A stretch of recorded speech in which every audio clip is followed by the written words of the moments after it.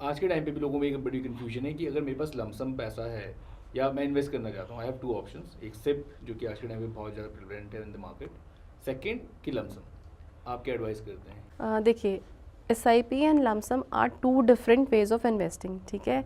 SIP हमने जाना ही था कि क्या है कि एक पर्टिकुलर अमाउंट आपके अकाउंट से हर महीने ECS होता रहेगा म्यूचुअल फंड कंपनी को। लमसम का मतलब क्या होता है, आपके पास कुछ इकट्ठा पैसा आया है and you want to invest that. अब कुछ एक फिगर लेते हैं, मेरे पास आया कहीं से 10 लाख रुपीज़ एंड मुझे इन्वेस्टमेंट करना है फॉर 10 ईयर्स।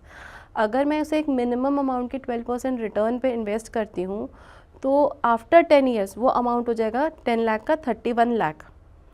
अगर अब SIP के थ्रू यही पैसा मुझे 31 लाख 10 साल के बाद चाहिए, तो मुझे 12% पे ही 14,000 रुपये हर महीने इन्वेस्ट करना होगा। अब इसमें एक गेम चेंजर आता है, वो है STP, सिस्टमैटिक ट्रांसफ़र प्लान।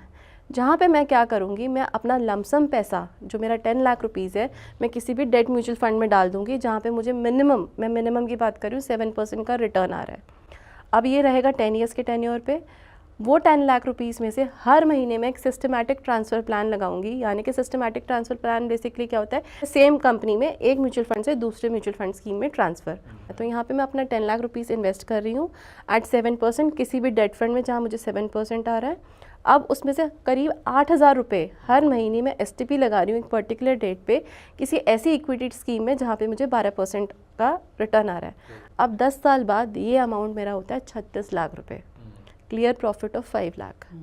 तो this is a small game changer. बहुत लोगों को होता है कि मुझे अभी शायद मार्केट सही नहीं है या मार्केट